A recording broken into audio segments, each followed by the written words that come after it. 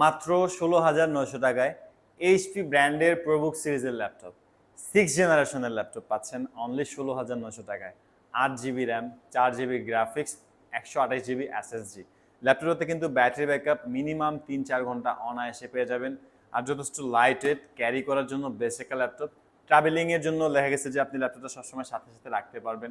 Secondary laptop হিসেবে যদি নিতে চান, কনফিগারটা কিন্তু মোটামুটি ভালোই পাচ্ছেন। ইন্টেল সেলেরনের 6th জেনারেশন।